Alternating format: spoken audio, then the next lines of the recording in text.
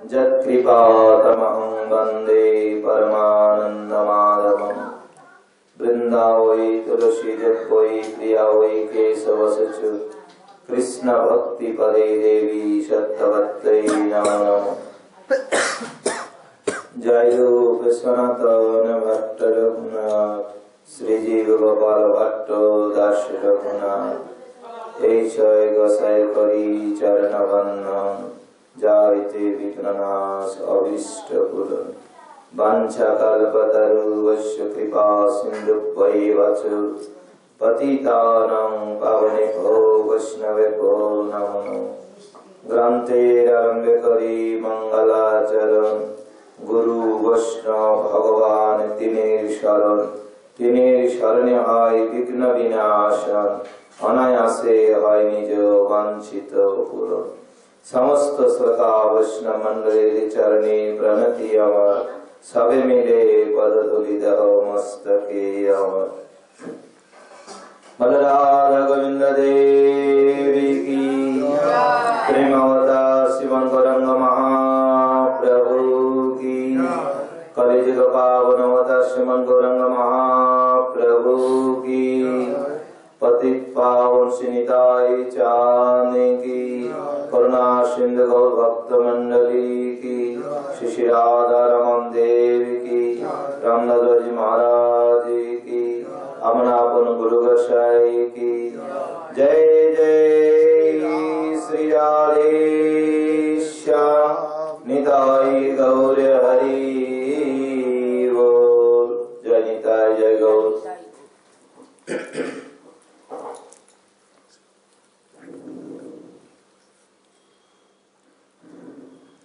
कलिजुग पावन अवतार श्रीमन गौरांग महाप्रभु श्रीपाद नित्यानंद महाप्रभु अशेष करुणाय साधुगुरु वैष्णव भक्त मंडलेर कृपाय आज आमरा এই ভারতবর্ষের পুণ্যভূমিতে পশ্চিম বাংলার এই বাংলার মধ্যে আমরা এই সৎসঙ্গের অনুষ্ঠান পেয়েছি বা সুযোগ পেয়েছি শ্রবণ করার। কারণ এই সৎসঙ্গ অতীব দুর্লভ। এই সৎসঙ্গ স্বর্গেও নাই, বৈকুণ্ঠেও নাই, গোলকধামেও নাই, কৈলাসেও নাই। একমাত্র ভারতবর্ষের পুণ্যভূমিতেই এই সৎসঙ্গ সম্ভব এবং এই সৎসঙ্গে যেন দেবতারাও বাঞ্ছা করে। পরীক্ষিতের সভায় সুখদেব গোস্বামী যখন ভাগবত কথা শ্রবণ করার তখন দেবতারাও এসেছে। কেন? এই ভাগবত শ্রবণ করে 7 দিনের মধ্যেই একটা ব্রহ্ম অভিশাপ যুক্ত সেই পরীক্ষিত অভিশাপ মুক্ত হয়ে সেই গোলকধাম প্রাপ্ত হবে। আশ্চর্য হয়ে যাচ্ছে। হাজার হাজার বছর তপস্যা যোগ ধ্যান করে দুর্লভ এই ভাগবত শ্রবণের এত মহিমা তা অমৃতের কলসে এনেছে দেবতারা। সুখদেব গোস্বামীকে বলছে এই অমৃতের কলস পরীক্ষিতকে দাও, আমাদেরকে ভাগবতের শ্রবণের ফলটি আমাদের দাও, কারণ এটি দুর্লভ। অমৃতটাও কি এত সহজ না? তবে অমৃত কেউ তুচ্ছ করে। অমৃত হতেও পরামৃত। অমৃত খেলে কি হয়? অমর হয়। কিন্তু প্রকৃতপক্ষে অমর কেউ নেই। দেখুন স্বয়ং ব্রহ্মার কাছে হিরণ্যকশিপু গেলেন অমর বর চাইতে, বলেন আমি তো অমর নই। কারণ প্রত্যেকের একটা পরমায়ু আছে। এক এক মনন্তরে একটা ইন্দ্র যাচ্ছে, এক এক মনু যাচ্ছে। একটু ব্রহ্মার পরমায়ুটা শ্রবণ করুন। সত্যতেতা দাপট করি এই 4 যুগে হয় দিব্য যুগ বা চতুর্যুগ। 71 দিব্য যুগে হয় এক মনন্তর। এই এক মনন্তরে এক একটা ইন্দ্র যাচ্ছে, এক একটা মনু। 14 মনুর নাম আছে, 14টি ইন্দ্রের নাম আছে।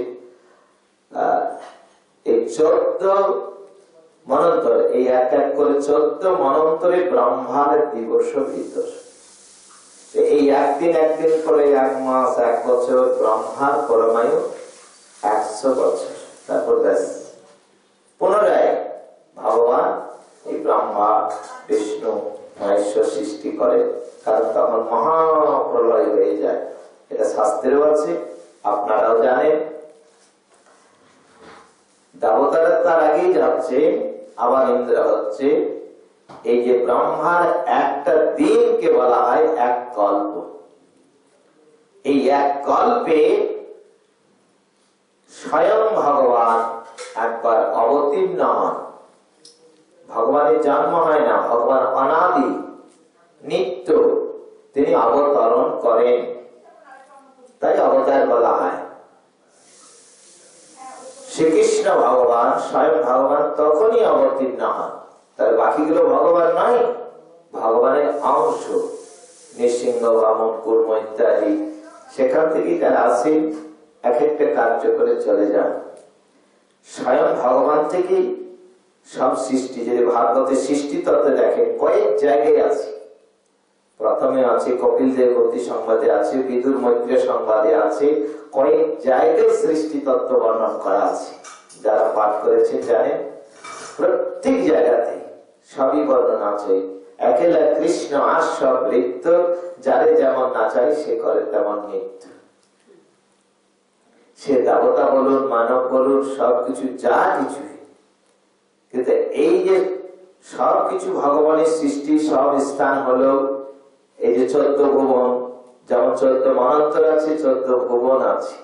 ভূ ভুবস জন তপসত্য, অর্থাৎ ব্রহ্মা যেখানে থাকে, ব্রহ্মা নিচে অতর, ভিতর, রসাতর, সুতর, পাতাল, নিচে 7, উপরে 7, 14। এটা 14 ভুবন, 14 মহান্তর আছে, 14 ইন্দ্র আছে। এটা এখন বর্তমানে চলছে 7ম মন্বন্তর, অষ্টাবিংশ চতুর্যুগে।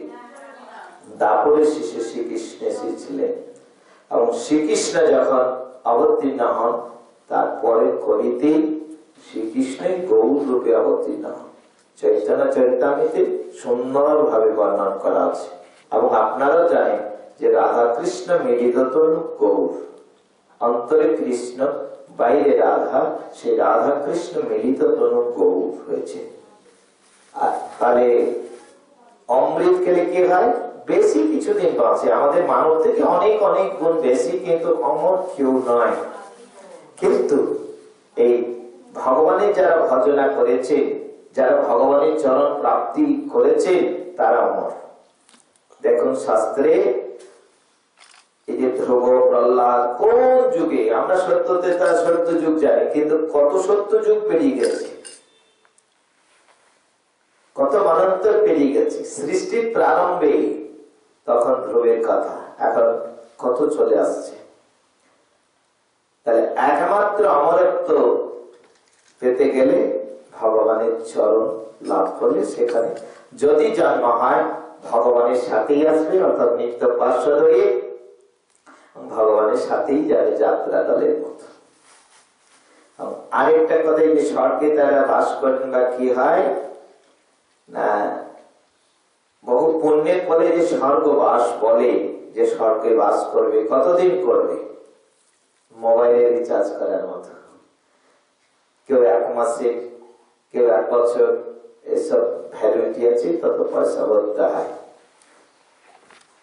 পয়সা শেষ, রিচার্জ শেষ হয়ে গেল, আর আসা যাওয়া পুনরায় রিচার্জ করতে হয়। তদ্রূপ পূর্ণ শেষ হয়ে গেলে স্বর্গের সুখও শেষ। মানবেরও তাই, পূর্ব জন্মের সুকৃতির ফলে এই সুখ, এবং দুষ্কৃতির ফলে দুঃখ ভোগ হয়,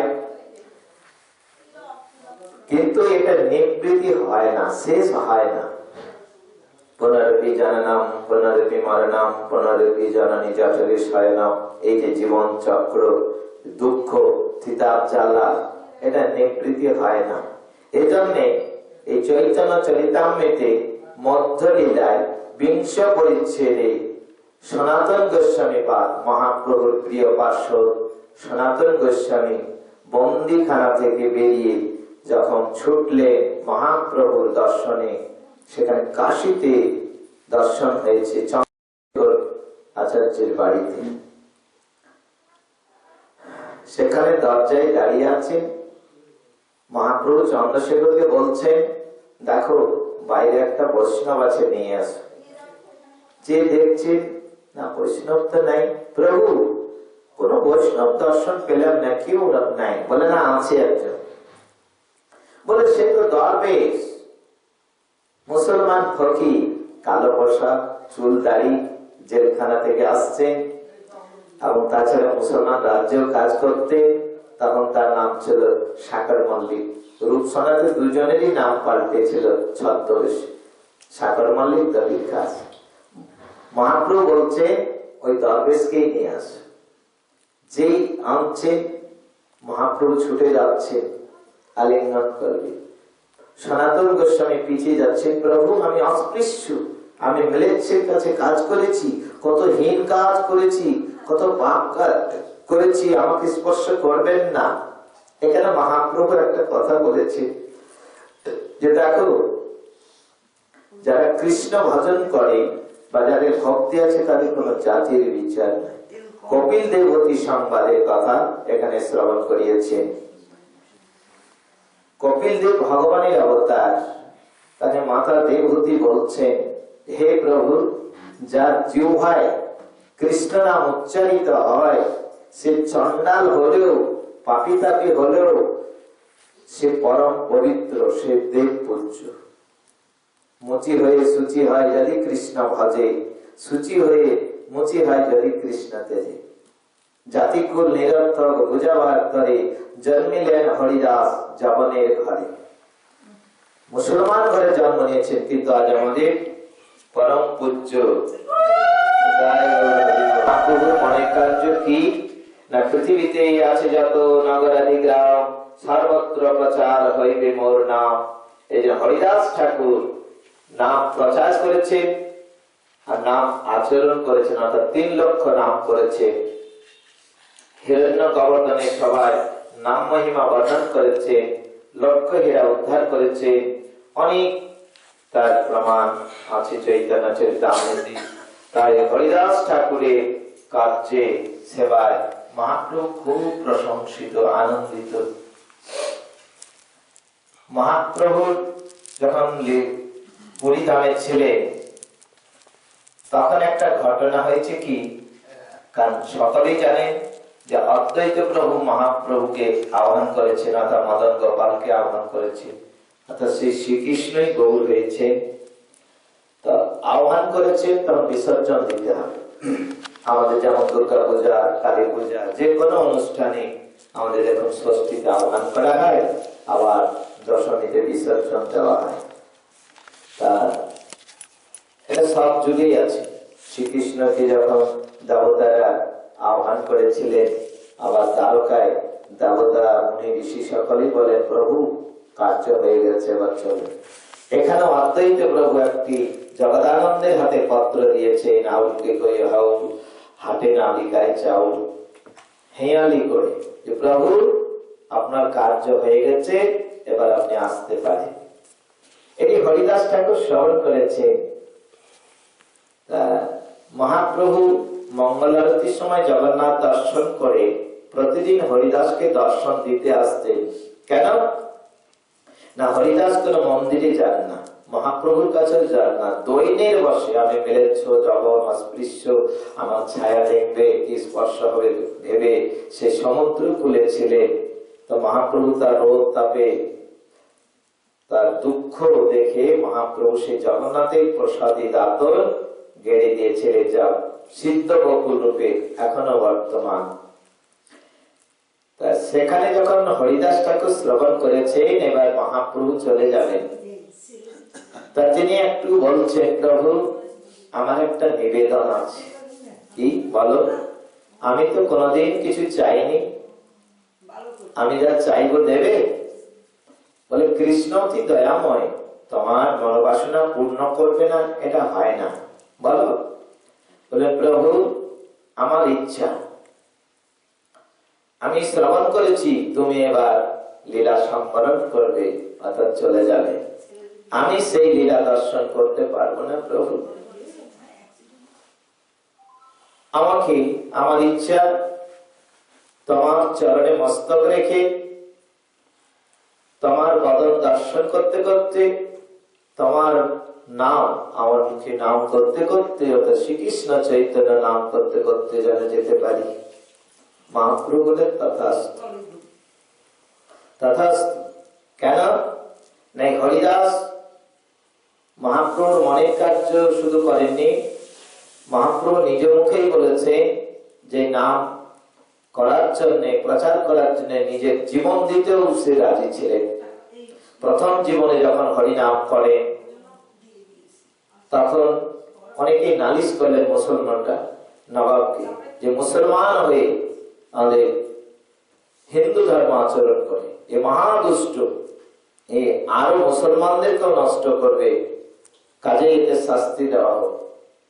নবাব বলছেন, মূলপতি হরিদাস, তুমি কত সৌভাগ্য ফলে মুসলমান কোনে জন্ম নিয়েছ, তুমি নামাজ করো, কোরআন পড়ো, এখনো সময় আছে, ছেড়ে দাও, তোমার কোনো শাস্তি হবে না।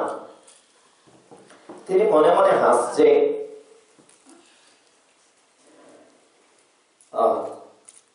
আমি নাম ছেড়ে দেব? তা বলছেন, দেখুন কেউ হিন্দু হয়ে মুসলমান ধর্ম গ্রহণ করে, কেউ মুসলমান হয়ে হিন্দু ধর্ম গ্রহণ করে, কারণ ঈশ্বর তো এক, নাম কেবল ভেদ, কেউ বলে জল, কেউ বলে পানি, কেউ বলে ওয়াটার। তুমি ঈশ্বর বলুন, আল্লাহ বলুন, খোদা বলুন, গড বলুন, একই। বলে সে যাই হোক, তুমি এখন মুসলমান করে জন্ম নিয়েছো, তুমি ছেড়ে দাও, নাম করে দাও, কোনো শাস্তি হবে। হরিদাস কি বলছে, খন্ড খন্ড হয় যদি যায় প্রাণ, তথাপি বদনে না ছাড়িব কৃষ্ণ নাম, কৃষ্ণ নাম। খন্ড খন্ড হয় যদি যায় প্রাণ, তথাপি বদনে না ছাড়িব কৃষ্ণ নাম, কৃষ্ণ নাম। ছাড়লেন, আমি নাম বন্ধ করব না, কারণ কৃষ্ণ নামানন্দে যে আনন্দ সিন্ধু, কোটি ব্রহ্মানন্দ নয় তার কাছে এক বিন্দু। এই ব্রহ্মানন্দ কিছু নয়। পরে শ্রবণ করাবো, উদ্ধবজি জ্ঞানী ছিলেন, গোপীদেরকে জ্ঞান দিতেছে, গোপীদের কাছে হেরে গেলে। এই প্রেম বা আনন্দ, ভক্তিতে এত আনন্দ, এত আনন্দ, নিজে সেই গোপীদের কাছে তাদের কৃপা চাইলে এবং প্রার্থনা করছেন বিধাতাকে, যদি এবার জন্ম হয়, বিধি যদি গোলমালতা করি তরি কুঞ্জবনে, সাধিতা এই গোপী পদ রেণুয়া ভরণী। হে বিধাতা, এবার জন্ম দিলে ব্রজে দিও, বৃন্দাবনে দিও, লতা গুল্ম হয়ে দিও, তাহলে গোপীদের পদরোধ পাবো, নাম শ্রবণ করবো।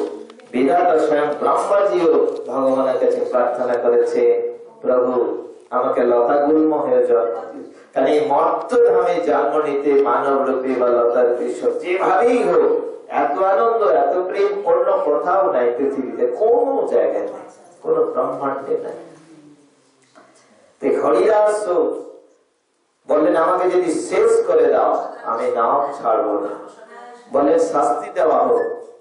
22 বাজারে বেত্রাঘাত করলে কিছুই হলো না। যারা শাস্তি দিতে গেছে, হোসেন সাহেব একটা তার কথা ছিল, যদি মারতে না পারো তো আমাদেরকে শাস্তি দেওয়া হবে, শুধু মুখে বলা নয়। দেখছেন হরিদাস মরছে না, বলছেন হরিদাস তুমি যদি না মরো তাহলে আমাদের শাস্তি হবে। তা হরিদাস বলে ঠিক আছে, নিস্তব্ধ হয়ে গেলে, নিস্তব্ধ হয়ে কি করলেন, বলেন মরে গেছে, হরিদাস মরে গেছে, হরিদাস মরে গেল, খবর হয়ে গেল, গঙ্গার জলে ফেলে দিলে। কেউ বলছে একে কবর দাও, না না এর উদ্ধার হয়ে যাবে, একে গাঙে ফেলে দাও, পোকা মাকড় মৎস্য খাবে। কিন্তু কিছুই হলে হাসতে হাসতে পুনরায় উঠে পড়েছেন, খবর চলে গেল।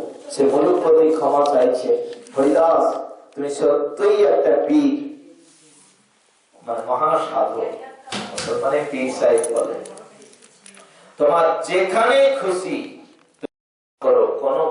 করে না, সে অনেক জায়গায় নাম করে নিশ্চিন্ত ভাবে সে লক্ষ্য হীরাকে উদ্ধার করলেন। তারপর অনেক ঘটনা আছে, অর্থাৎ নাম প্রচার করলেন হিরণ্যগর্ধনের সভায়। তো মহাপ্রভু খুব প্রসন্ন। আজ তাই মহাপ্রভু মনের কার্য করেছেন বলে আজ তাকে অন্তিম দিনে প্রভু আমাকে সেই আমার একটা কথা রাখো, বলেন কৃষ্ণ অতি দয়াময়, তোমার কথা ঠিক রাখবে।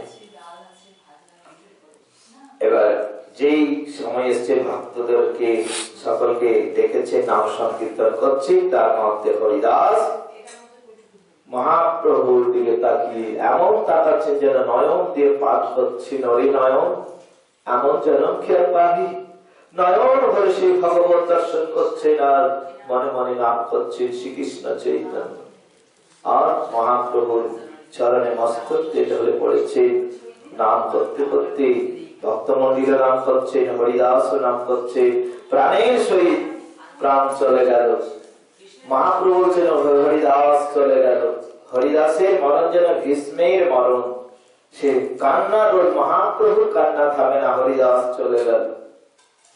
হরিদাস চলে গেল প্রাণে বাঁচাবার,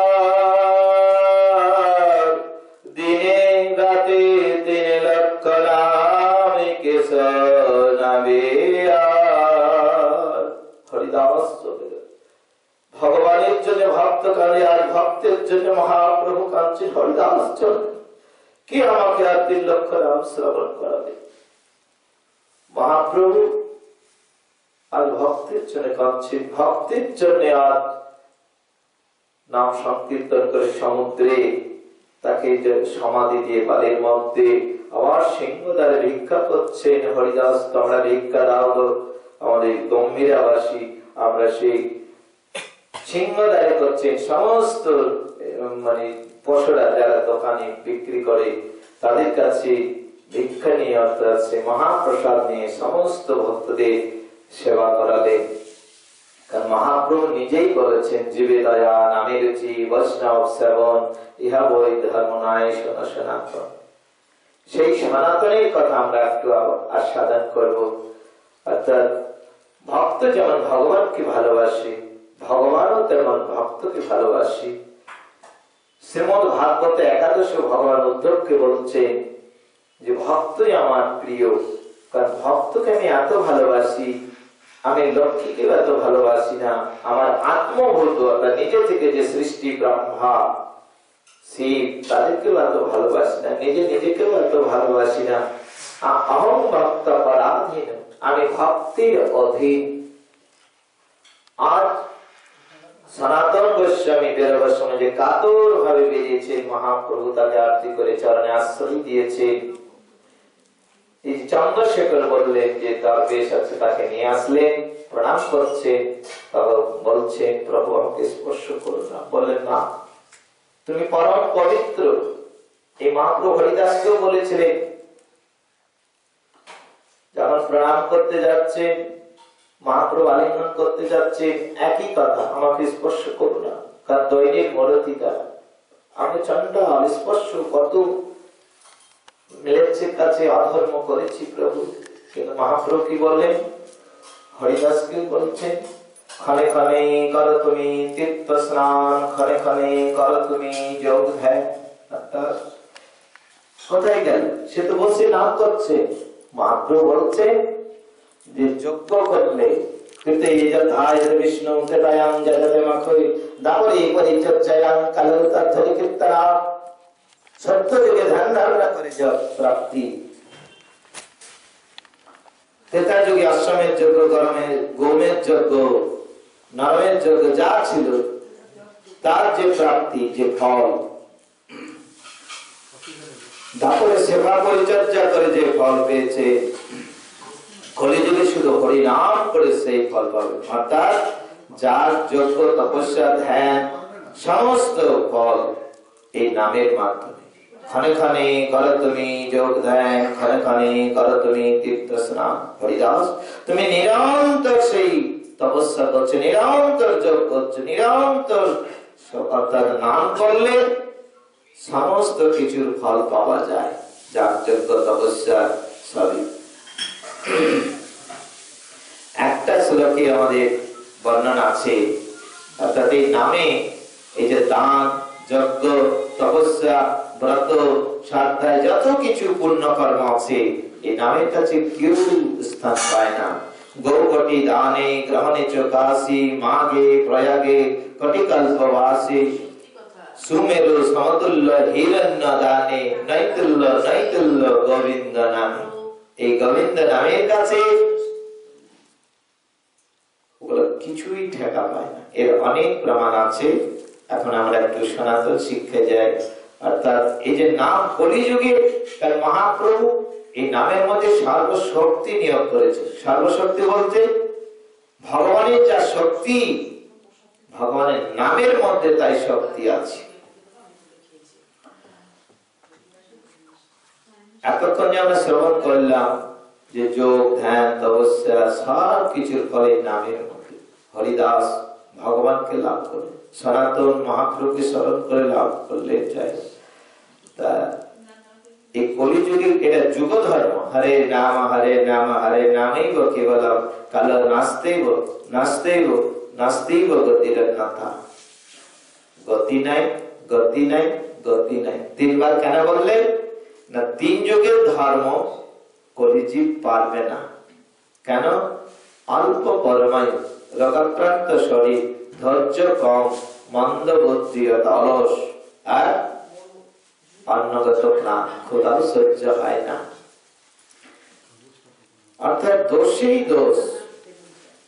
শ্রীমদ ভাগবতের শেষে একটা শ্লোক রয়েছে যে কলির অশেষ দোষ থাকলেও একটা মহান গুণ আছে। কি গুণ? এখানে নামেই কেবল যারা হরিনাম সংকীর্তন করবে তারা সমস্ত পাপ তাপ মুছে ভগবত ধাম প্রাপ্তি হবে। এটা কলিযুগের বিশেষ প্রাপ্তি, যা অন্য যুগে যাগ যজ্ঞ ধ্যান তপস্যা করেছেন, কিন্তু কলিযুগে প্রেম অবতার শ্রীমন গৌরাঙ্গ মহাপ্রভু পতিত পাবন নিতাই চাঁদ অযাচিত ভাবে জীবের দ্বারে দ্বারে নাম বিতরণ করে গেছেন। এই নামের মধ্যেই প্রেম আছে, অন্তর্নিহিত।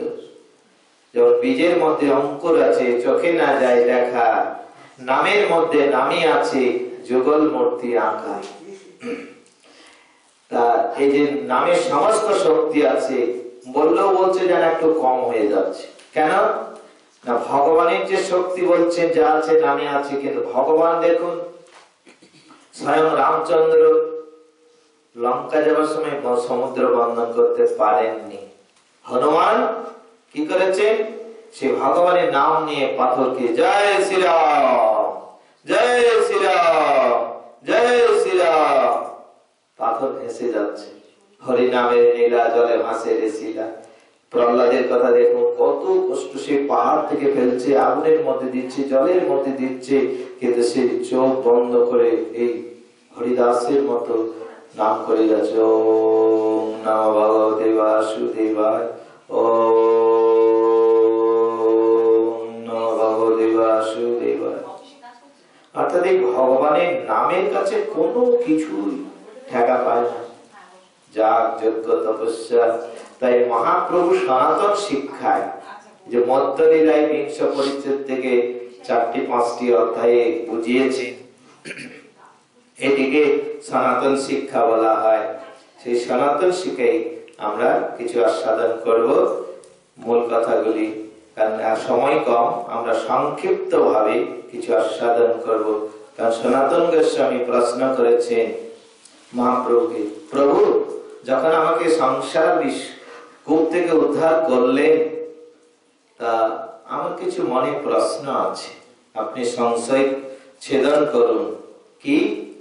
কে আমি, কেন মরে, যারে তাপত্রয়, বুঝিতে নারী আমি, কেমনে হিত হয়, আমি কে? সনাতন গোস্বামী বলতে চাইছেন, মহাপ্রভু যদি বলে জীব নিত্য কৃষ্ণ দাস, তাহলে কেন মরে যারে তাপত্রয়?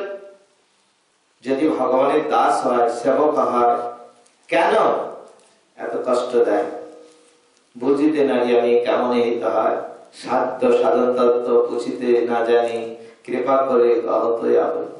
প্রভু আপনি কৃপা করে এই যে উদ্ধারের উপায় আপনি বলুন। এবং সনাতন, তুমি যখন প্রশ্ন করেছো আমি উত্তর দেব।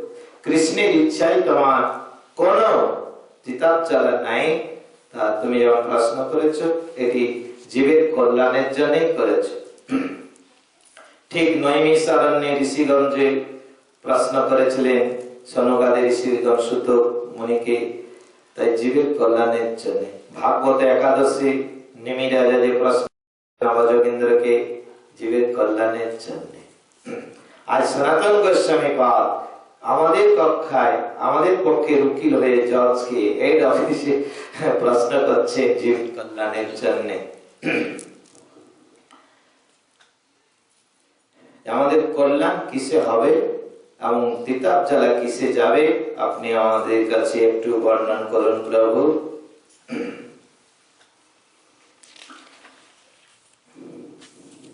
कि আমি কেন মরি যারে তাপত্রয়, ইহা নাহি জানি আমি কেমনে হি তাহায়, সাধ্য সাধন তত্ত্ব বুঝিতে না জানি, কৃপা করি সব তত্ত্ব কহত আপনি।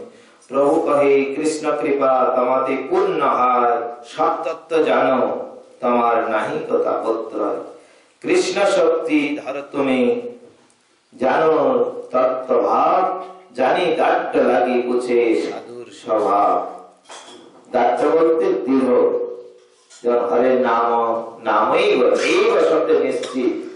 তুমি জানো না এমন কিছু নাই, তুমি রাজ পণ্ডিত, তুমি একটা বিশাল পণ্ডিত, তথাপি সেটি আমার কাছে প্রশ্ন করছো, সেটি দৃঢ়তা নিশ্চিত করার জন্য সর্বজীবের সমক্ষে আমার সে মুখে বের করতে চাইছো। তা তুমি যখন প্রশ্ন করেছো, যোগ্য পাত্র হও তুমি ভক্তি প্রবর্তাইতে, ক্রমে সব তত্ত্ব শুনো কহিতে তোমাতে। জীবের স্বরূপ হয় কৃষ্ণের নিত্য রাস, কৃষ্ণের তটস্থ শক্তি ভেদাভেদ প্রকাশ। তুমি সবই জানো যে জীব কৃষ্ণের দাস, এটি প্রমাণ করে দিয়েছেন মহাপ্রভু আরেক জায়গায়, আমরা বলছি। তা শোনো, তটস্থ শক্তি বললেন জীবকে, কেন না ভগবানের অনন্ত শক্তির মধ্যে তিন শক্তি প্রধান। অন্তরঙ্গ শক্তি, যাকে যোগমায়া শক্তি বলে, পরাশক্তি বলে, চিৎ শক্তি বলে। এর কাজ কি না ভগবানের সাথে জীবের একটা যোগাযোগ, জীবের সাথে ভগবানের যোগাযোগ। অঘটন ঘটপটিয়সী যোগ মায়া, যা গোপীগণ প্রার্থনা করেছে, কর্তায়নে মহামায়ী মহাজগন্নাথেশ্বরী নন্দগোপসুতং দেবী পতিং মে তুলতে নমঃ। হে যোগ মায়া দেবী, হে অঘটন ঘটপটিয়সী যোগ মায়া দেবী, হে কর্তায়নী মাতা, তুমি আমাদেরকে এই আশীর্বাদ করো যে সেই নন্দসুত কৃষ্ণকে আমরা প্রতিরূপে পাই। কারণ ইনি জগৎপতি, মহাপ্রভু বলেছে, প্রমাণ করে দিয়েছে যে তিনি হচ্ছেন সর্বশ্রেষ্ঠ ঈশ্বর, পরম কৃষ্ণ সচিদানন্দ বিগ্রহ, অনাদির আদি গোবিন্দ সর্বকারণ কারণম, এতেই চান সকলাভংশ কৃষ্ণস্তু ভগবান স্বয়ং। একেলা কৃষ্ণ আশ্বৃত্ত, যারে যেমন নাচায় সে করে তেমন নৃত্য। আমরা সৃষ্টি ব্রহ্ম থেকে দেখা যায় তিনি দেবতা, জীব, সমস্ত স্তবর সবই ভগবত তত্ত্ব। যাই হোক, তাই বলছে মহাপ্রভু বলতে চাইছে সেই কৃষ্ণের ইচ্ছায়। কেন বললেন না তিনি সমস্ত দেবতার দেবতা, সমস্ত ঈশ্বরের ঈশ্বর। তিনি কৃষ্ণ হয়েও আজ ভক্ত বেশে নিজে আস্বাদন করছে এবং প্রচার করছে। তা সেই কৃষ্ণের সাথে মিলন কিভাবে হবে ভক্তের সাথে ভগবানের, না গোপীগণ দেখিয়ে গেছে। তারা গোকুলে জন্ম নিয়েছে, নিত্য পার্শ্ব, তথাপি আমাদের জন্য অর্থাৎ জীবের জন্য একটা রাস্তা দেখিয়ে গেছে। এই যোগমায়াকে অবলম্বন করে তিনি, তার কাজ হচ্ছে এই জীবকে ভগবানের সাথে মিলন করে দেন। তাকে আশীর্বাদ করলেন তাদের গোপীগণকে যে তোমাদের এখন নয়, তোমাদের মিলন হবে সেই মহারাশি। আর এটা তো হলো অন্তরঙ্গা শক্তি। একটা হচ্ছে মায়া শক্তি। মায়া শক্তি কি না, ভগবানের সাথে জীবকে ভুলিয়ে রাখা। যেমন সূর্য আছে, মেঘ থাকলে আমরা দেখতে পাই না, এখানে মায়ার অধিকার নাই সেই ভগবানের নিকটে যাওয়া। কৃষ্ণ সূর্য সম, মায়া ঘোর অন্ধকার, যাহা কৃষ্ণ তাহা নাই মায়ার অধিকার। তাহলে কি করে যাবে? ভগবান গীতাতে বলেছে মম মায়া দূরত্বয়া। কি করে যাব? মামেই যে প্রপদান্তে মায়ামে তান্তরন্তিতে। যারা আমার শরণাগত হবে তারাই আমার কাছে মায়া থেকে উত্তীর্ণ হতে পারবে। আর আরেকটা হচ্ছে তটস্থ শক্তি। তৎশক্তি অর্থাৎ তট কিনারে জীব কোন দিকে যাবে এটা তোমার ইচ্ছা। জীবকে একটা অনুশক্তি দেওয়া আছে, তুমি মায়ের সাগরে যাবে কি ভগবত রাজ্যে যাবে। যেমন যেমন চিন্তা করবে তেমন তেমন সঙ্গ মিলবে। গীতাই বলছে যে যেমন চিন্তা করবে ভগবান তাকে সেইভাবেই যোগান দেবে, কিন্তু ফলটি নিজেই পাবে। ভগবান অর্জুনকে বলেছে যেমন কর্ম করবে তেমন ফল পাবে। তা তুমি যদি আমার শরণাগত হয়ে আমাকেই প্রার্থনা করো, আমার মানা ভব মজ্জাদি নমস্কার, যে শ্লোকটা রয়েছে, আমাকেই প্রণাম করো, আমাকেই ধ্যান করো, আমাকেই সমর্পণ করো, তোমার দায়ী দায়িত্ব আমার, আর সে ফল আমি দেব। চিন্তা করো, বিভিন্ন জায়গায় প্রমাণ রয়েছে। তা এই যে তটস্থ শক্তি অর্থাৎ জীবকে একটা শক্তি দিয়েছেন, জীব কিনারে রয়েছে, এই জন্য জীবকে বলছে তটস্থ শক্তি। ইচ্ছাটা হিন্দুস্তানিরা বলে বৃন্দাবনে हमारा आरजी तेरा मर्जी। বাবাজি মহারাজ বলেছে নিবেদিয়ে হলাম খালাস, করবা না করবা তোমার চরণে দিলাম ভার। আর মহাপ্রভু বলছে প্রভু আমি কিছুই জানি না, তুমি আমাকে জানাও, তুমি আমাকে বোঝাও, তুমি সাধ্য সাধন তত্ত্ব জানাও। সমর্পণ, আত্মসমর্পণ। এই আত্মসমর্পণ করে ভগবান আর থাকতে পারেন না। দেখুন দ্রৌপদীর কথা, দেখুন গজপূর্ণের কথা, দেখুন অজামিল কি বলে রাজা অম্বরীশের কথা, সে স্থির ভাবে ছিল। অর্থাৎ ভগবানকে যখনই স্মরণ করবে, এটা ভগবানের প্রতিজ্ঞা আছে, কেউ দুষ্ট অনাচারী যাই হোক, যদি কেউ আমাকে স্মরণ করে আমি তাকে আশ্রয় দিই এবং রক্ষা করি। এই দায়িত্বটা আমার, রামচন্দ্র প্রভু বলছিলেন।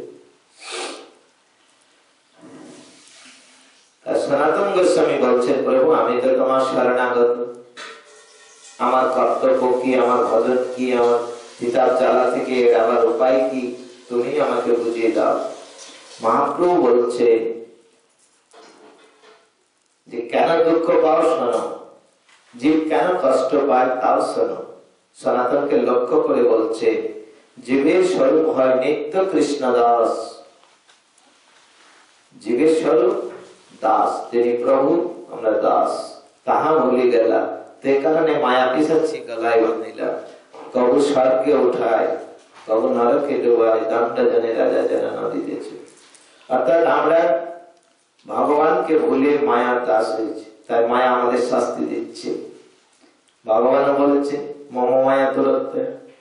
তা আসবে কি করে? মামেই বোঝে প্রবদন, যে আমার শরণাগত হবে। কি করে শরণাগত হবে জীব তো জানে না। তা মহাপ্রভু সনাতনকে দিয়ে এখানে বলছে কি করে উদ্ধার হবে।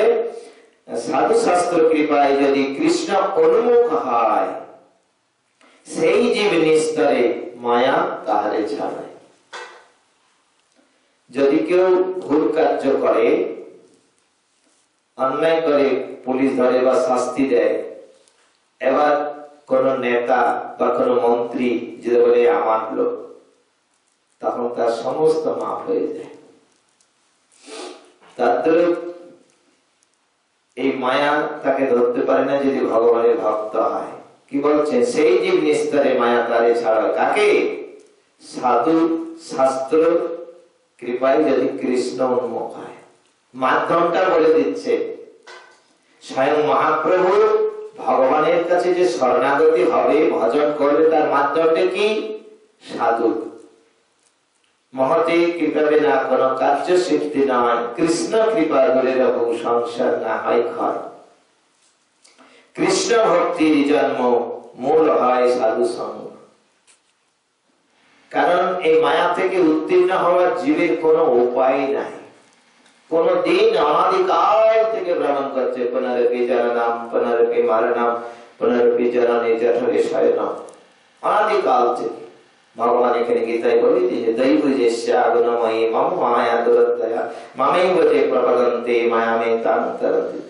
শরণাগতি হবে কি করে? আমাকে স্মরণ করবে কি করে?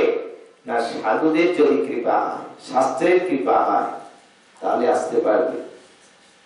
তো কি করে পাবে? না, ভ্রমিতে ভ্রমিতে কোন ভাগ্যবান জীব গুরু কৃষ্ণ কৃপাতে পায়, ভক্তি লাগা বীজ মহাপ্রভু বলছেন, সেই আসতে পারবে। যারা কৃষ্ণের কৃপা পেয়েছেন কিভাবে? না, সে কৃষ্ণই গুরু রূপে, যারা গুরু আশ্রয় করেছে। দ্বিতীয় রাস্তা নাই, দ্বিতীয় কোন রাস্তা নাই। যেমন দেখুন, লকডাউনে অনেক রাস্তা বন্ধ করেছিল, এই রাস্তায় গেলে খোলা পাবে, অন্য রাস্তায় গেলে পুলিশে ধরবে, অনেক কিছু। তদ্রুপ এই কলিযুগে 3টি রাস্তা বন্ধ হয়ে গেছে। এই যে যাগ যজ্ঞ তপস্যা কলিযুগে নিষেধ আছে, পারবে না তো দূরেই থাক। এটা কাজী উদ্ধারের সময় মহাপ্রভু বলেছে, কাজী যখন বলুন, কাজীকে বলছেন মহাপ্রভু যে তোমরা কেন গো হত্যা করো? এটা মাতা, তারা জমি দিয়ে কর্ষণ করছে, আবার দুধ দিয়ে পালন করছে মায়ের মতো, কেন হত্যা করো? এটা মহাপাপ। বলে তোমাদের হিন্দু শাস্ত্রেও আছে? বলে হ্যাঁ আছে। হিন্দু শাস্ত্রে যেটা আর্য সমাজে ছিল, বৃদ্ধ গরুকে কেটে যজ্ঞে আহুতি দিয়ে পুনর্জীবিত করেছে। তোমরা পারবে? তোমরা তো নষ্ট করো। এখন কলিযুগে পারবে না, তাই নিষেধ, মহাপ্রভু নিষেধ করে গেছেন। অশ্বমেধম গবালম সন্ন্যাস ফলপত্রিক দেবরেণ সুতোৎপত্তি কালো পঞ্চ বিবর্জয়। পারবে না দলিতে নিষেধ করে গেছে। একমাত্র হরে নাম এবং কেবল, সেটা পাবো কি করে? ভ্রমিতে ভ্রমিতে কোন ভাগ্যবান জীব গুরু কৃষ্ণ কৃপাতে পায় ভক্তি লাগাবে। এই রাস্তাটি হচ্ছে গুরু কৃপা। তো গুরুটি কে? সাধুরাই তো গুরু।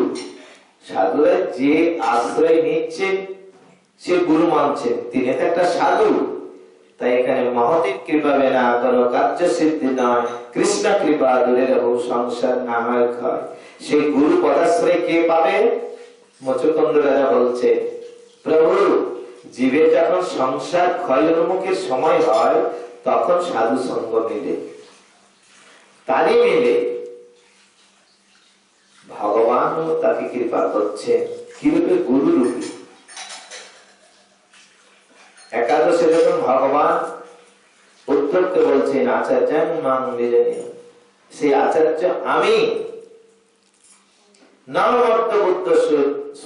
তাকে মনুষ্য বুদ্ধি করবে না, তিনি সর্বদেবময় গুরু।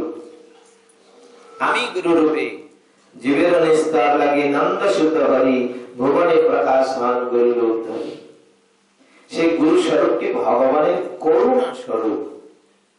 ভগবানের করুণাটাই গুরু স্বরূপে কৃপা করছেন। এখানে তাই বলছেন, সাধু শাস্ত্র কৃপায় যদি কৃষ্ণ উন্মুখ হয়, সেই জীব নিস্তরে মায়া তারে ছাড়ে। যখন গুরু কৃপা পেলেন, তখন আস্তে আস্তে ভগবত রাজ্যের রাস্তা পেলেন। কেন পেলেন? কি করে পেলেন? না, তারা ভক্তির রাস্তা দেখাবেন। সেই ভক্তি হয়েছে, শাস্ত্র কহে কর্ম কর্ম জ্ঞান যোগ তেজি ভক্তি, অর্থাৎ ভক্তিতে কৃষ্ণ বশ হয়, ভক্তে তারে ভজি। সাধুরা ভগবানকে যে ভজনা করেন তাকে ভক্তি বলে। ভক্তি ভক্তিকে অবলম্বন করলে ভগবান প্রসন্ন হন, শীঘ্র প্রসন্ন হন। তা ভগবান নিজেই বলছেন উদ্ধবকে, দেখুন একাদশী, ন সাধয়তি মাং যোগ ন সাংখ্যং ধর্ম উদ্ধব ন সাধ্যায়স্তপস্তাগ যথা ভক্তির মমচিতা। অর্থাৎ ভক্তিতে আমি যেমন প্রসন্ন হই, আগেও বলে গেছি, এমন যাগ যোগ তপস্যা দান ব্রত কোনো কিছুতেই আমি প্রসন্ন হই না, ভক্তিতে আমি এত প্রসন্ন হই। পত্রং পুষ্পং ফলং তুং যোমি ভক্তা প্রদর্শিত। কিন্তু ভক্তি করে এক গণ্ড জল, একটি পত্র, তুলসী পত্র নিবেদন করে ভগবান সাদরে গ্রহণ করে। ভক্তিতে এত বশ হয়ে যায়। এই ভগবান দুর্যোধনের ঘরে কিছু গ্রহণ করলেন না, বলে মা নিমন্ত্রণ করেছে, ছাপানো ভোগ করেছে, আপনি প্রসাদ পেয়ে যাবেন। বলে না, দেখো মানুষ খায় দুটি কারণে, এক ক্ষুধা থাকলে খায়, আর এক প্রীতি থাকলে খায়। অনুরোধে থেকে প্রীতিতে তোমার খেতে বাধ্য হয়, না আছে আমার ক্ষুধা, না আছে তোমার প্রীতি অথবা ভক্তি। আমাকে বিদুর নিমন্ত্রণ করেছে, সে বিদুর কবে বলেছে প্রভু একবার গরিবের কুটিতে যাবে, তা ছুটছে, ছুটে সেখানে তারা শোষগ্রস্ত হয়ে পড়েছেন। প্রভু এসেছেন, প্রভু এসেছেন, কি দেবেন কি দেবেন খুঁজে পাচ্ছেন না। সে ঘরে নরম গলা কলা ছাড়াচ্ছেন, সে খোসা ফেলে, শ্বাস ফেলে খোসাটি দিচ্ছে ভগবান। তিনি কি জানেন না কি দিচ্ছেন? ভক্তিতে ভগবান সেটাই গ্রহণ করছেন। পত্রং পুষ্পং ফলং তুং যোমি ভক্তা প্রদর্শিত। ভক্তি করে যেটা দেয় আমি সাদরে গ্রহণ করি, এবং আমি ঋণী বলে মনে করি। আমার কাছে কিছু নাই যে আমি তাকে দিই, আমি নিজেই বিক্রি হয়ে যাই। যে যথা মাং প্রপদ্যন্তে তমস্ততৈব ভজাম্যহম। যে যেমন ভজনা করে আমি তার প্রতিদান দিই, গীতাই বলেছে। কিন্তু অবশ্যই ভগবানের প্রতিজ্ঞা ভঙ্গ হয়ে গেছে। এই ভাগবতে বলছেন, বলতে হলো না পরমহম, হে গোপীগণ, তোমরা আমাকে এত ভালোবেসেছো, এত ভালোবেসেছো, আমি তোমাদের ঋণ শোধ করতে পারবো না দেব পরিমাণ পরমে পেলেও।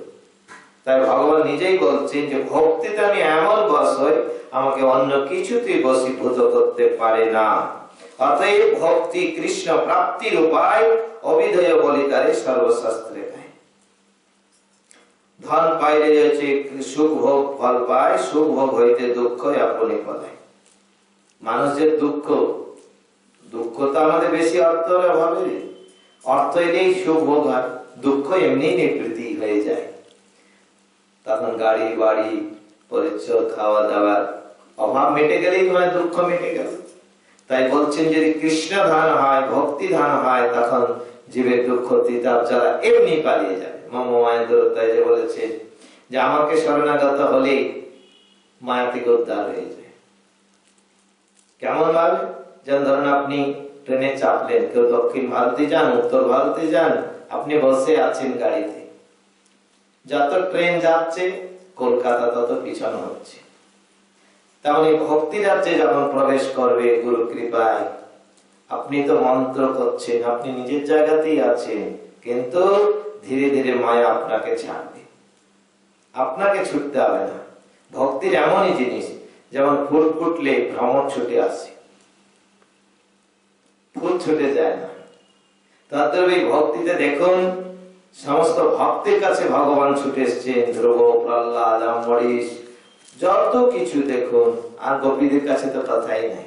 গোপীদের কাছে হাতের পুতুল, যেমন নাচায় তেমনি নাচে। শুধু তাই নয়, তাদের বশীভূত ক্রিয়া যদি মান করে করে ভৎসন, তথাপি বেদ স্তুতি হতেও ভরে মন। যারা বেদের স্তুতি করছেন তাতেও আমার মন টলাতে পারে না। এই গোপীগণ কত যদি কটূক্তি করে, কানাইয়া দুষ্ট, কানাইয়া সট, কানাই লম্পট, তাতেও আমাকে যেন খুব ভালো লাগে। এটা প্রমাণ করে দিচ্ছেন ভ্রমর গীতে। রাধারানী বিরহে, অর্থাৎ কৃষ্ণ যখন মথুরা চলে গেছেন, কাল বলে আসবো, আর আসলেন না, সে নিজের দুঃখে বসে আছেন যমুনার ধারে। এমন সময় একটা ভ্রমর গুনগুন, তা ভ্রমরকে লক্ষ্য করে রাধারানী বলছেন, আরে দুষ্ট, তোর প্রভু যেমন দুষ্ট তোর তেমন দুষ্ট, তোর প্রভুর যেমন বর্ণ তোরও তেমন বর্ণ, তোর প্রভু যেমন স্বর তোর তেমন স্বর, তুই যা আমার কাছ থেকে, আর আমাকে গান শোনাস না, আর তোর প্রভুর গুণগান আর আমার কাছে করিস না, তুই তো কৃষ্ণের গুণগানই করছিস, চলে যা। কারণ কেমন না, তোর যেমন এক এক ফুল আস্বাদন করে চলে যাস, তোর প্রভু আমাদেরকে প্রীতি করে কোথায় চলে গেল। অতএব তুই তো সেই প্রভুরই কৃষ্ণেরই দাস, তুই যা। তা পরিপ্রেক্ষিতে ভ্রমর যেন বলছেন, হে ঠাকুরানী, হে রাধারানী, আমার কৃষ্ণ যদি এতই সৎ, এতই লম্পট, এতই দুষ্ট, তাহলে তুমি কৃষ্ণ কৃষ্ণ কেন করছো? নামটা বাদ দাও, অন্য নাম জপ করো। বলে, না রে, তুই বুঝিস না, সেই কৃষ্ণই আমাদের প্রাণ। আমরা কবে প্রাণ ছেড়ে দিতাম, কিন্তু তিনি আসবো বলেছেন, আজ দেখতে না পাই দুঃখ পাবে। কারণ আমাদের কৃষ্ণ সুখের জন্যই আমাদের জীবন। কৃষ্ণ সুখই তো তাৎপর্যই হচ্ছে এই গোপী ভাব, গোপী প্রেম। তাই আমরা জীবনটা রেখেছি, কৃষ্ণ নামই আমাদের জীবন। রাসমণ্ডলী যখন অন্তর্ধান হয়ে গেলে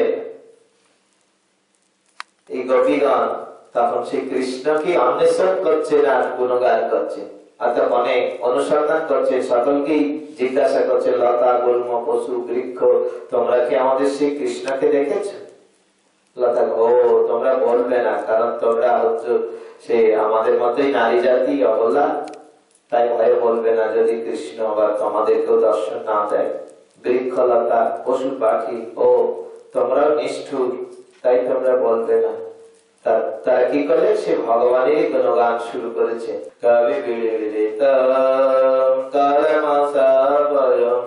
শ্রবণ মঙ্গল শ্রীমদ ভুবি গ্রন্থিতে ভরিদাজন।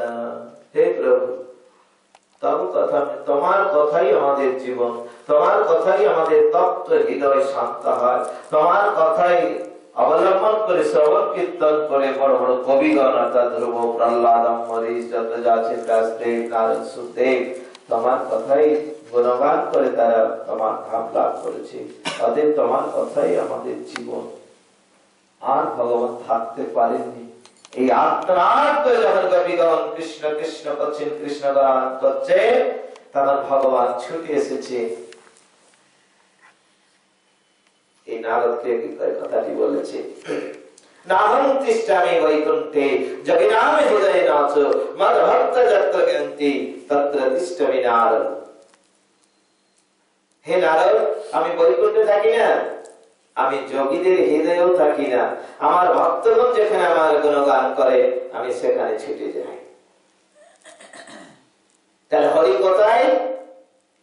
হরি কথায়, হরি কোথায় না হরি কথায়। আজ গোপীগণ সেই কৃষ্ণ কথা করছে, আর কৃষ্ণ আর থাকতে পারেনি, ছুটে এসেছে। মহাপ্রভু এই চৈতন্য চরিতামৃতের অন্তে 8টি শ্লোক নিজ মুখস্থিত বলেছে। হাস্য প্রভু কহে শুনো রাম রায়, নাম সংকীর্তন কালো পরমে উপায়। নাম সংকীর্তনে কি হয়? কলির যে একমাত্র উপায় বলছে বারবার, কি হয়? নাম করলে।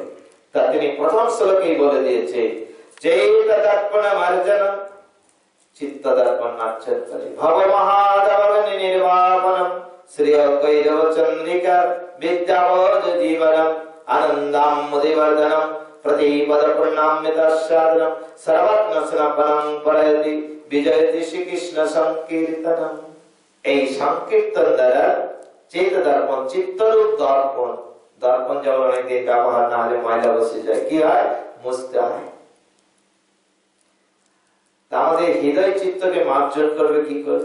আমরা তো সার্ফ সাবান দিয়ে কত রকম ব্যবস্থা আছে, পরিষ্কার করি, নামি দামি কোম্পানির সাবান, সার্ফ, সুগন্ধি তেল, কিন্তু চিত্তটি না কেউ দেখতে পাবে না কোনো সার্ফ আছে, কোন বৈজ্ঞানিক নাই তৈরি করে।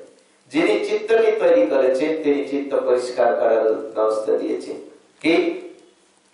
চেদ দর্পণ মার্জনম ভব মহাদাবক নির্বাপন। এই চিত্ত দর্পণ হয়, মহাপ্রভু বলে গেছে, এই নাম সংকীর্তন কালো পরমে উপায়। নাম সংকীর্তনের দ্বারা এই চিত্ত অনাদিকালের দুর্বাসনা পাপতা ধোয়া যায়। ভব মহাদাবক নির্বাপন। এই যে জীব, সনাতন গোস্বামীকে প্রশ্ন করছে, তিতাব জ্বালায় কি করে উদ্ধার হবে? তিতাব জ্বালা, প্রতিটা জীব তিতাব জ্বালা ভোগ করছে। সে কৃমিকীট থেকে ব্রহ্মা পর্যন্ত কেউ সুখী নাই। গরিব বলে ধনী সুখী, অর্থ আছে। ধনী বলে না রাজা সুখী, কত তার রাজপ্রাসাদ, সে ঘরে বসেই অর্ডার করছে, চাকর চাকরানি আছে।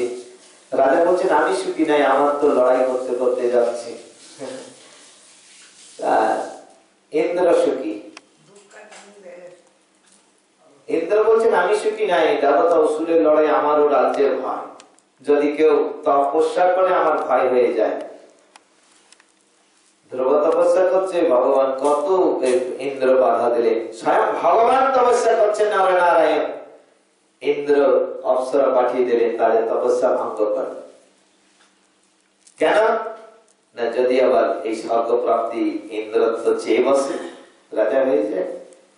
তা ভগবান নারায়ণ বুঝতে পেরে বলছে যে তোমরা কি জন্য এসেছো?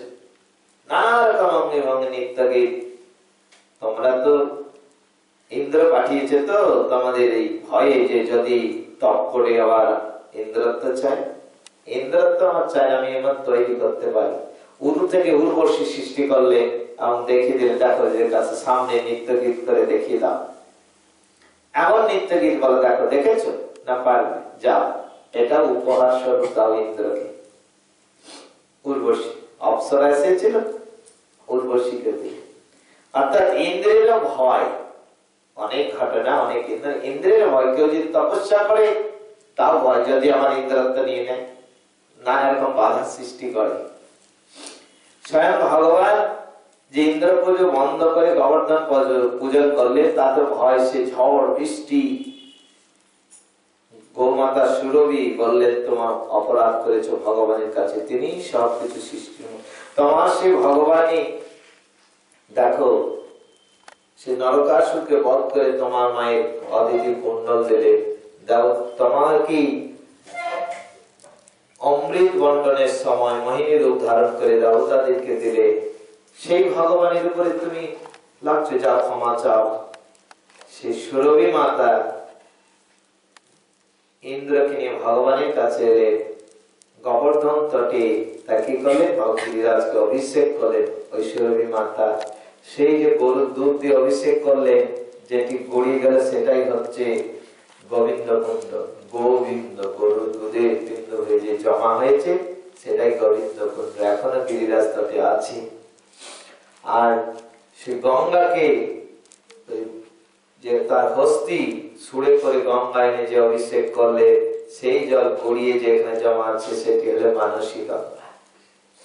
যাই হোক, অর্থাৎ ইন্দ্রেরও ভয়, আমার পুজো বন্ধ করলো, আমার স্বর্গ রাজ্য নিবে। অর্থাৎ সুখী ইন্দ্র নাই, ব্রহ্মাও নাই। কারণ তার চিন্তা করতে করতে সময় যদি কেউ ব্রহ্মপদ নিয়ে নেয়, তারও ভয়। তাহলে সুখী কে? সুখী হচ্ছে একমাত্র ভগবানের দাস, রাম কি দাস। কোন জীব সুখী নাই। তিতাব জ্বালায় সব ভোগ করছে, আধ্যাত্মিক, আদিদৈবিক, আদিভোগ, তিনটি জ্বালা। অর্থাৎ মান অপমান, সুখ দুঃখ, শীত গ্রীষ্ম, অভাব অনটনের মধ্যে কেউ না কেউ কিছুতে রোগে শোকে দুঃখ ভোগ করছে। কেউ তন্দ্রকে তার শরীর নিয়ে দুঃখ ভোগ করছে, অর্থ আছে, পুত্র আছে, কিন্তু শরীর ঠিক নেই।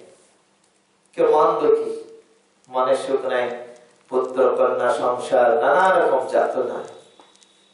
ধন আছে কিন্তু সংসারে সুখ নাই, ধন দুঃখী, মন দুঃখী, ধন দুঃখী। আর গরিবের তো সদাই দুঃখ লেগে আছে, তার অভাব পূরণের জন্য নিরন্তর কষ্ট করছে।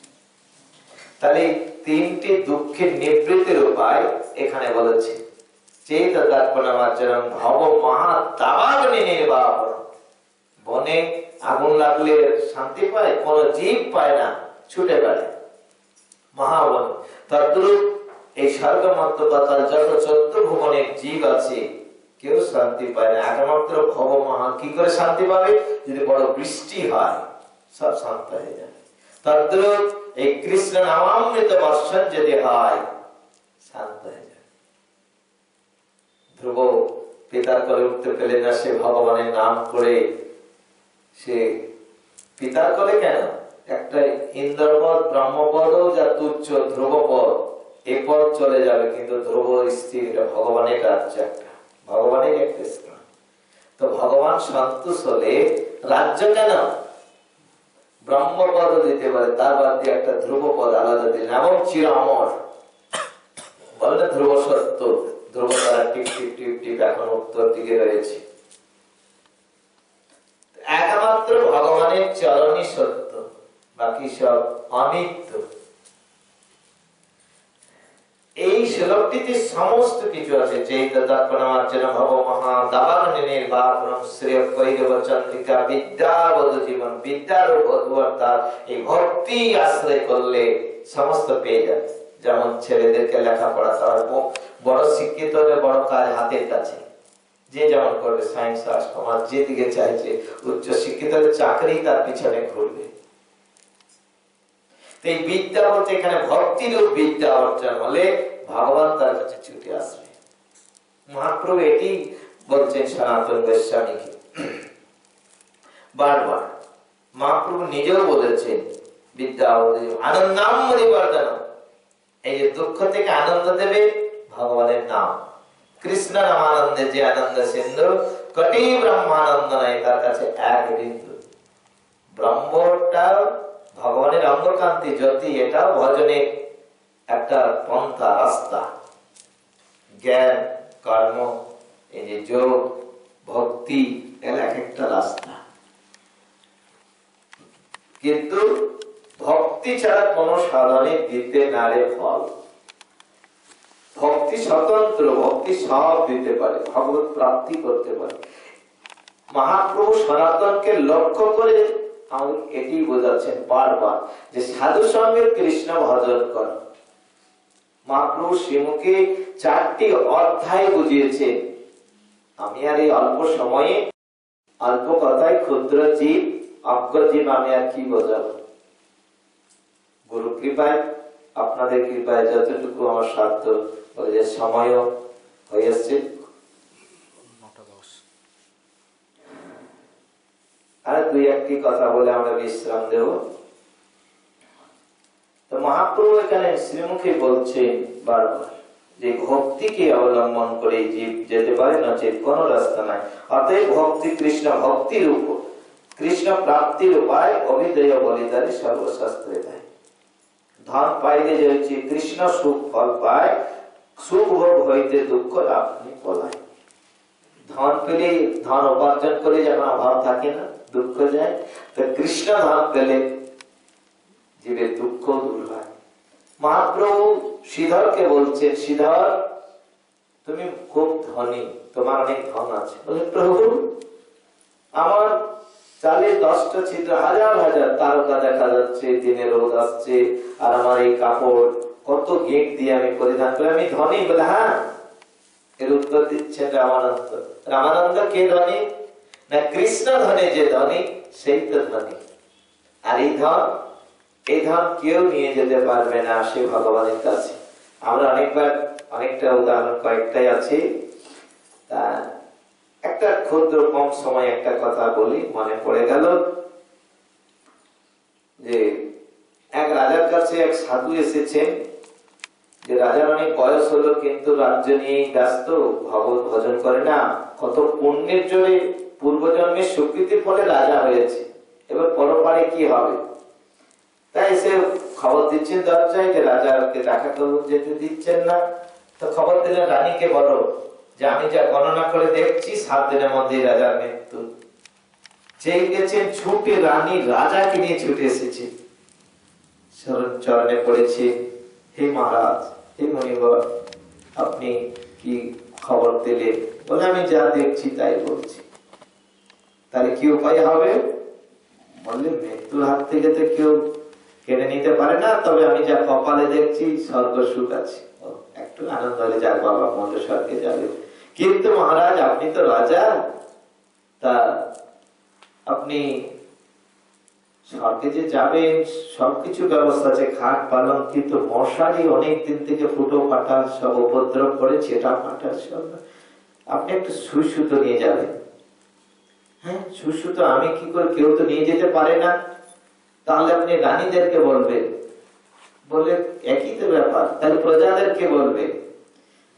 সাধু পাকা করছেন, দেখো কেউ পারবে না, যাদের জন্য করছে সেও পারবে না, তুমিও একটা ইট পাথর কি আর মণি মুক্তাময় পাথর দিয়া আংটিও যাবে না, সময় যাবে না।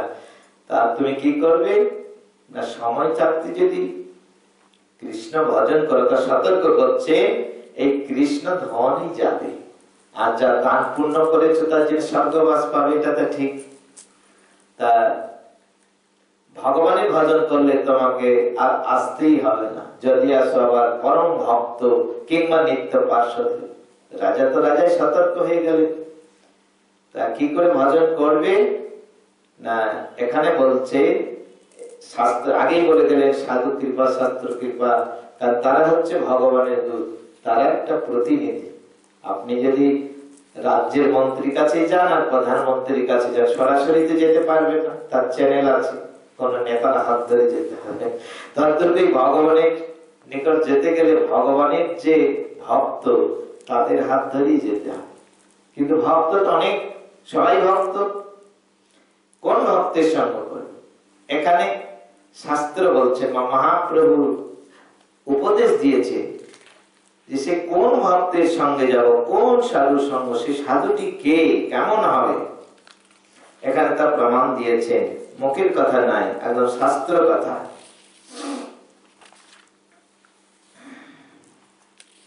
অর্থাৎ ভগবানের অবতার কপিল দেব তার মাকে বলেছিলেন,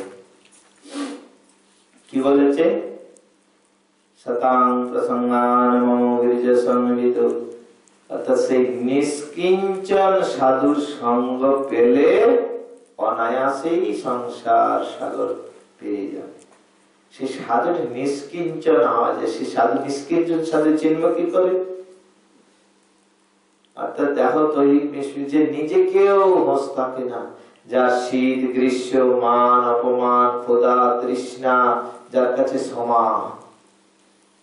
ভগবান গীতাতেও বলেছেন এই যে সমভাব চিত্ত, যে আমি তার উপরে প্রসন্ন হয়, সে আমার প্রিয় ভক্ত।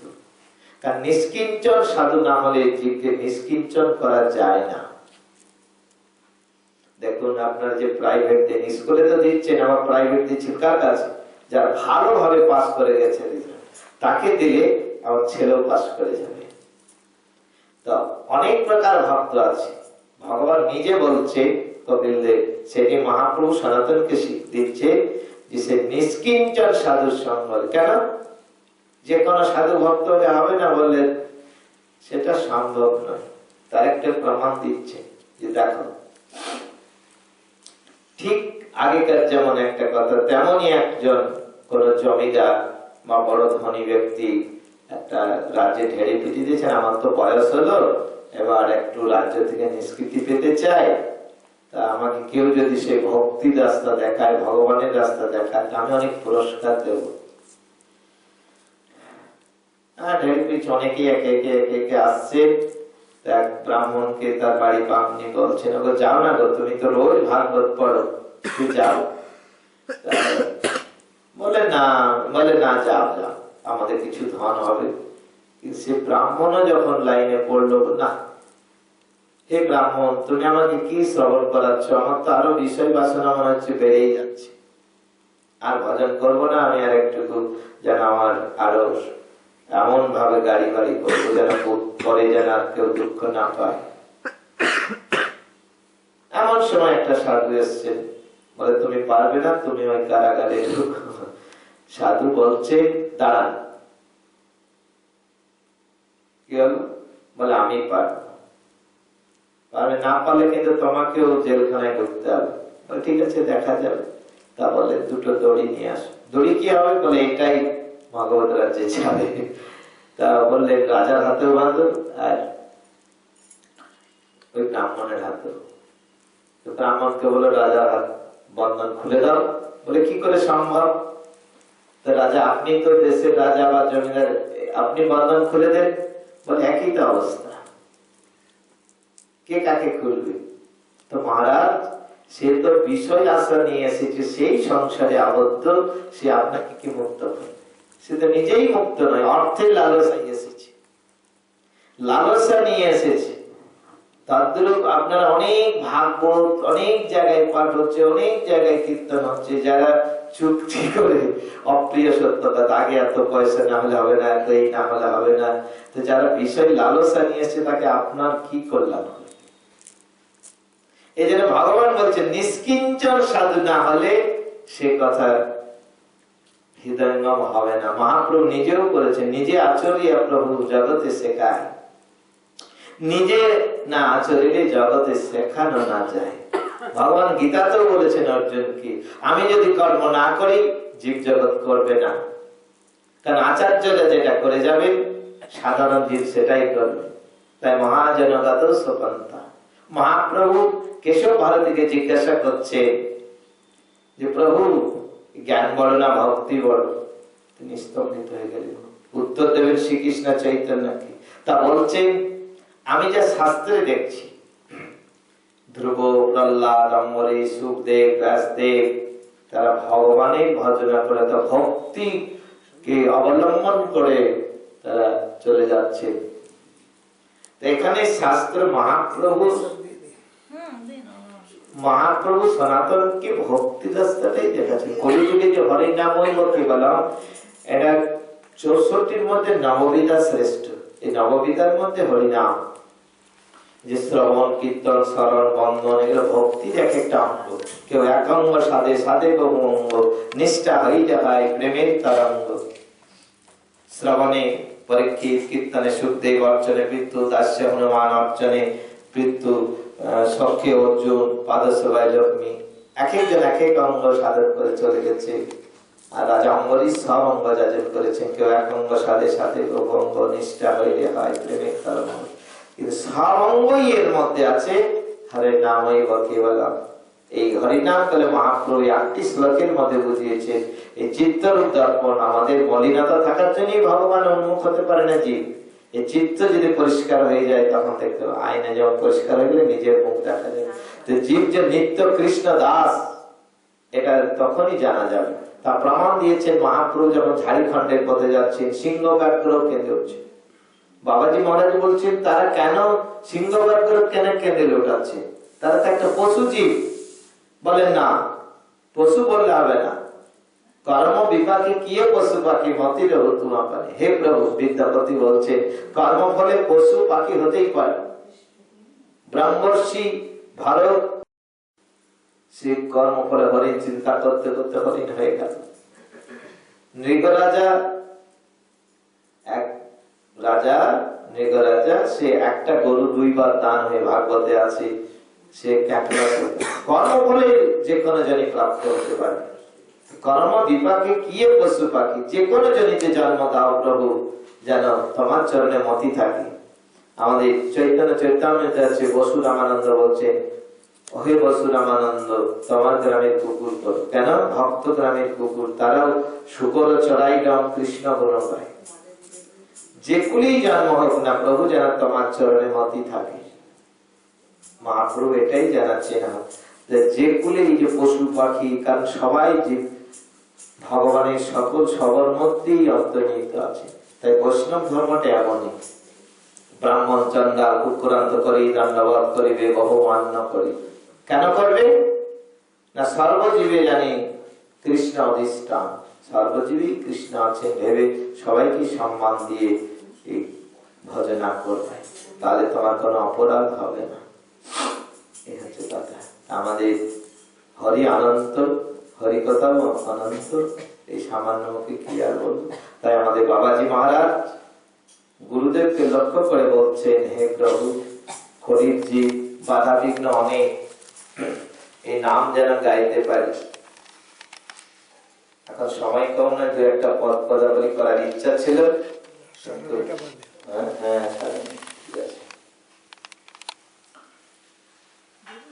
তা নিত্যানন্দকে প্রভুকে যে আদেশ দিয়েছেন নিতাই চান আমাদের পরিজীবের জন্য দাঁড়ে দাঁড়িয়ে অযাচিত ভাবে নাম প্রেম দিয়ে গেছে। নিত্যানন্দ কি বলছেন মহাপ্রভুর আদেশে? মহাপ্রভু বললেন আমি কখন কি অবস্থায় থাকি, তুমি জীবকে নাম প্রচার করো। এটা আমার একটা প্রতিজ্ঞা ছিল, পৃথিবীতে আছে যত নগরাদি গ্রাম সর্বত্র প্রচার হইবে মোর নাম। নিতাই চান আমি পারলাম না, আমি তোমাকে আদেশ দিচ্ছি তুমি জীব উদ্ধার করো, কারণ নামের মধ্যেই প্রেম আছে। তাই নিত্যানন্দ প্রভু মহাপ্রভুর আদেশে নাম প্রচার করছেন। অগ্রজ পরমানন্দ নিত্যানন্দ রায়, হরি অভিমান শূন্য নেতায় নগরে বেড়ায়, নেতায় যারে দেখে তারে বলে কান্তে বিনা ধরি, হরে আমারে কিনে আলাদা কি বলছে সেই আদেশে আমাদের বাবাজি মহারাজ গুরুদেবকে লক্ষ্য করে বলছেন আমরা নামে যেন গাইতে পারি, নামে যেন বলি না গো, আমরা কাল করে কবলে পড়ে নামে যেন বলি না গো, কাল কলি কবলে পড়ে নাম যেন বলি না গো, হরি হরে নাম বিনা দাদায় নাম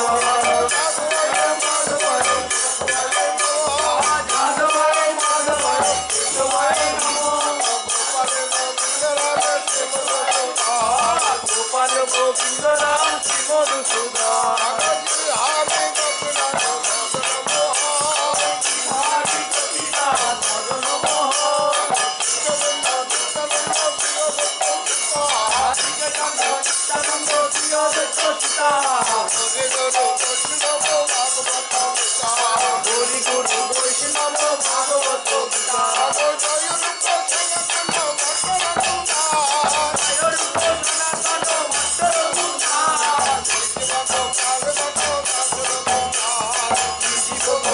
What